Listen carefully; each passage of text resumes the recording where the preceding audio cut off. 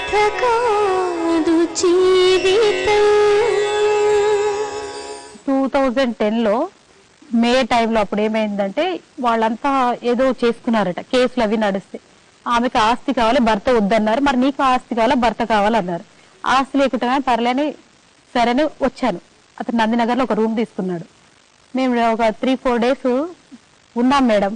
ఉన్న తర్వాత ఏమైంది, మా మదర్ వాళ్ళు వెళ్ళిపోయారు, నేను ఆ రూమ్ లో ఉన్నా. ఇతను అక్కడ ఇంటికి వెళ్తలేదు, మా మామయ్య కొడుకు చూశాడు. అక్క నువ్వు ఆస్తి వద్దని వాళ్ళకి ఇచ్చాడు కదా, మనిషి ఉండని అని మనిషికి ఇంపార్టెన్స్ ఇచ్చావు కదా, సరే ఆ మనిషి వాళ్ళ ఇంటికి వెళ్తున్నాడు కదా అన్నాడు. లేదురా వెళ్ళట్లేదు అంటే వెళ్తున్నాడు అక్క. అయితే నువ్వు వెళ్తున్నావు అంట కదా సురేష్, మరి వాళ్ళు ఆస్తి కావాలి నిన్ను వద్దనుకుంటే మళ్ళీ నువ్వు ఎందుకు వెళ్తున్నావు అన్నాడు. నా కూతుర్ని ఎవరో నేను వెళ్ళాలి కదా అన్నాడు. నువ్వెవరు నన్ను అడగడానికి అన్నాడు. వదిన మరదలు కలిసి మొత్తం కొంప అంతా ఇల్లు అంతా సర్వనాశం చేసి ఏం నీతులు చూడండి మేడం, చదువుకుందా ఏడన్నా గాడిది కాసి వచ్చినా. ఇది ఇంకొక విషయం చెప్పాలేంటంటే ఇక్కడ నువ్వు తిట్టాల్సింది ఆ అమ్మాయిని కాదు, మొదటి నుంచి మోసం చేస్తూ వచ్చింది నీ మొగుడు. అది ఆమె కూడా తెలుసు. ఇవన్నీ ఎందుకు మేడం, నాకు డైవర్స్ ఇవ్వండి, మళ్ళీ నా జోలికి రావద్దు అంతవరకు. ప్రాపర్టీ లేకున్నా మేడం పర్వాలేదు, నాకు ఫ్రీ స్వేచ్ఛ ఇవ్వండి అంతవరకు. ఇవన్నీ వాళ్ళు నుంచుకున్నారు, వీళ్ళని కడుపు, ఇవన్నీ ఎందుకు అవసరమా? పడడం నాకేమెందుకు మేడం? మరి ఈ బుద్ధి కాదు నీకు ముందే ఎందుకు ఉండకపోయింది? 2 పిల్లలే కానీ ఇప్పుడు నీ జీవితాన్ని నాశనం చేసుకున్నాక నువ్వు ఇంత బాగా మాట్లాడుతున్నావు, ఇది ముందు ఎందుకు నీకు రాకపోయింది? ముందు కూడా ఉంది మేడం, ముందు కూడా ఉంది. ఇప్పుడు తనకి అదే చెప్తున్నాను కదా, ఆ రోజు ఈ రోజు చేయాల్సింది ఆ రోజు చేయాలి. ఇప్పటి వరకు ఇంకా వద్దు మేడం. నేను ఒకటే చెప్తున్నాను, నేనా మా పేరెంట్స్ అడుగుకొని ఇలా లాయర్ల ఖర్చు అది పెట్టలేను. ఇప్పుడు నీకు ఎలాంటి పరిష్కారం కావాలి నువ్వు చెప్పు. నాకు డైవర్స్ ఇచ్చి వెళ్ళిపోతాను మేడం. అవన్నీ మీరు ఎలా అంటే అలా, అంతకుమించి ఏం లేదు.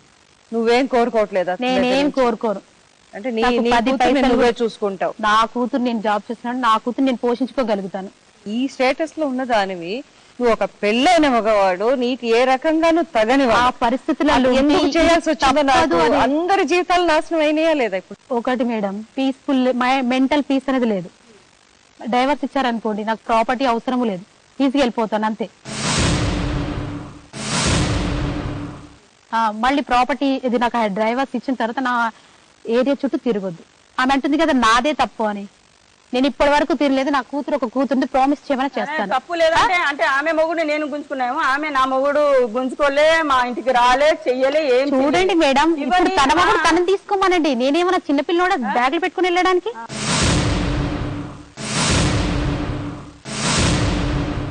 మా వదిన దగ్గర పోతుంది, మంచి చెడ ఇస్తురు, చీరలు కొని పెడుతురు, తినబెడుతురు, చేస్తురు అని మా దగ్గర నీతులు వచ్చి చెప్పి ఇది ఇట్లుండి లెక్కలు చేస్తుందా?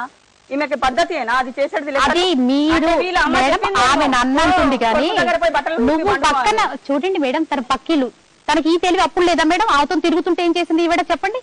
అది కూడా ఆమెదే తప్పు కదా. అంటే ఇప్పుడు ఇంట్లో ఉన్నది, పని చేస్తుంది, 3 పిల్లల్ని చూసుకోవాల్సింది ప్రతినిత్యం ఉంది. మొగుడు ఏం చేస్తున్నాడు, ఎవరితో తిరుగుతున్నాడు అని కనిపెట్టుకుని అతని వెంబట ఉండి చూసుకోవటం అనేది కష్టం అమ్మా. అవన్నీ జరగని మాటలు. ఇద్దరికీ కొంచెం నీతి నిజాయితీ అనేది ఉండాలి. పెళ్ళైన తర్వాత ఒక మొగుడు భార్యకి ఎంత ఉందో భర్తకు అంత ఉండాలి కదా. భార్య పట్ల బాధ్యత అనేది ఉండాలి, నమ్మకం ఉంటేనే. ఏదో ఒకసారి తప్పు చేస్తే ఓకే క్షమించవచ్చు, రెండోసారి కూడా సరే ఏదో అలవాటు పడ్డాడని మారాడు అన్న నమ్మకం ఉంటే వదలొచ్చు. అంతేగాని ప్రతిసారి తప్పు చేస్తున్న వాడిని ఎవరమ్మా ఊరుకుంటారు? నాకు వద్దు మేడం ఇవన్నీ సమస్యలు. నేను సమస్యలు కొని తెచ్చుకుని ఇప్పటి వరకు తెచ్చుకున్నాను.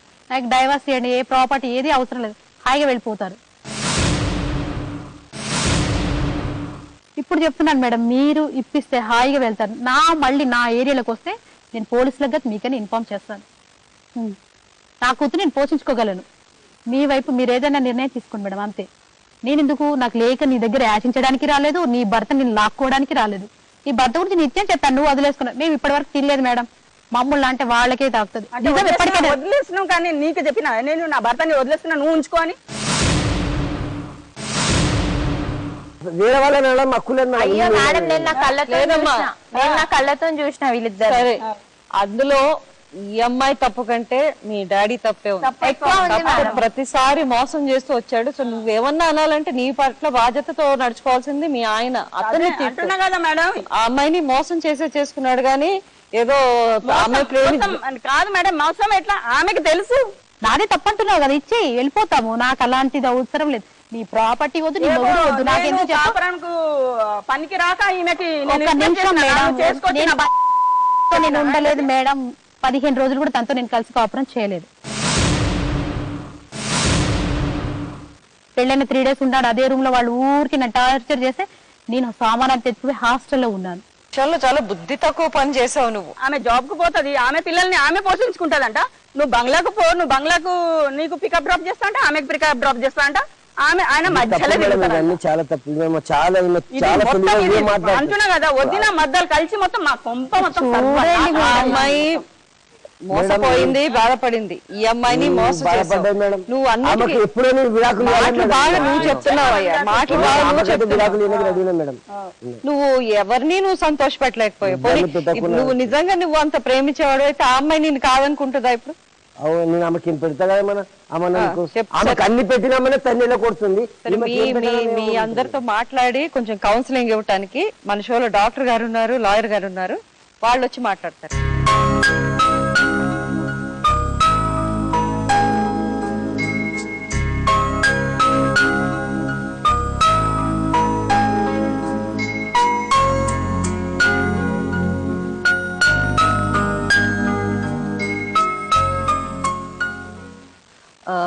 నాగేష్ గారు, అనురాధ గారు, మీరు మాట్లాడారు వీళ్ళందరితో. నాకు అనిపిస్తుంది దిస్ ఇస్ ఒక ఏజ్ ఓల్డ్ స్టోరీ. ఆడవారి వీక్నెస్ ని బాగా ఎక్స్ప్లాయిట్ చేయటం తెలిసిన ఒక మగవాడు వరుసగా మోసం చేసుకుంటూ వచ్చాడు. ఇంకా అతని తప్పును అతను ఒప్పుకోవట్లేదు. ఇతనితో మరి ఎలా డీల్ చేయాలి, ఎలా కన్విన్స్ చేయొచ్చు మీరు చెప్పండి. మీరు చెప్పింది 100% నిజం. సురేష్ కి మెటీరియలిస్టిక్ లైఫ్ కావాలి, అమ్మాయిలు కావాలి, లైఫ్ లాంగ్ ఎవరైనా డబ్బు ఇస్తుంటే, ఎవరైనా అమ్మాయిలు సప్లై చేస్తుంటే అలా ఎంజాయ్ చేయాలనే ఒక తపన తప్ప వేరే ఏది కూడా అతనిలో కనపడడం లేదు.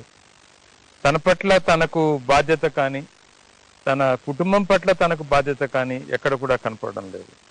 రేఖ ఏమంటుందంటే, నాకు అతను వద్దు, నాకు నా 2 హౌసెస్ ఏదైతే ప్రాపర్టీస్ ఉన్నాయో ఇది నాకు చాలు.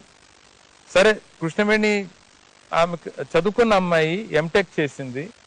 ఆమె దగ్గర వెళ్ళి ఆమెను అడిగాను, అమ్మ నీకేం కావాలి అంటే ఆమె ఒకటే చెప్తోంది, నాకు ఇంత జరిగిన తర్వాత నా జాబ్ నాకుంది, నా చదువు నాకుంది, నాకు ఇతను వద్దు, నాకు డైవర్స్ ఇప్పించేయండి, నేను నా జీవితాన్ని నేను చూసుకోగలను అని ఆమె చెప్తోంది.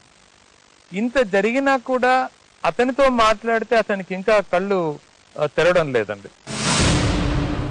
ఇటువంటి పరిస్థితుల్లో ఒక మోసపోయిన అమ్మాయిగా మనం ఏదైనా ఆమెకు సహాయం చేయగలిగితే మంచిది అనేది నా అభిప్రాయం అండి. ఐ థింక్ మనం ప్రొటెక్ట్ చేయాల్సింది ఇద్దరిని. ఫస్ట్ వైఫ్ తన హక్కులు, తన రైట్స్ ఏమున్నాయి, పిల్లలకి ఎంతవరకు సెక్యూరిటీ, అవన్నీ ఫస్ట్ ఐ థింక్ అదని మనం ఇంపార్టెన్స్ ఇస్తారు, అది చూసుకోవాలి. ఇప్పుడు రెండో వైఫ్ గా ఆ అమ్మాయికి ఎటువంటి రైట్స్ అయితే లేవండి. అంటే ఇప్పుడు ఇంకొకటి కూడా అన్నారు అమ్మాయి, నేను అడ్వకేట్ దగ్గరికి వెళ్ళాను డైవర్స్ గురించి అని. అంటే అసలు మీ మ్యారేజ్ నే లా రికగ్నైజ్ చేయదు. అలాంటప్పుడు ఇంకా డైవర్స్ అనేది క్వశ్చన్ రాదు. ఇంకోటి ఏంటి, ఒకవేళ ఆ పిల్లలకి ఎవరైతే పాప పుట్టిందో ఆ అమ్మాయికి లీగల్ రైట్స్ ఉంటాయి, సెకండ్ వైఫ్ కి ఉండవు కానీ లీగల్ రైట్స్ ఉంటాయి. వెరాజ్ డీవీ యాక్ట్ లో మళ్ళీ ఆవిడకి రైట్స్ ఉంటాయి. కాకపోతే ఈయన ఇంకోటి ఆయన ఏం చేశాడంటే, ఈవిడ పేరు మీద ఉన్న ఇల్లు ఏదైతే ఉందో అతను ఆయన ఆక్రమించి అతను ఉంటున్నాడు. ఇప్పుడు ప్రస్తుతం అతను ఆ ఇల్లు రెంట్ అదంతా కూడా ఆయనే అనుభవిస్తున్నాడు.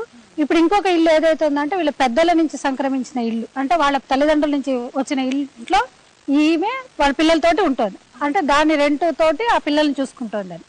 ఇది కథ కాదు జీవితం.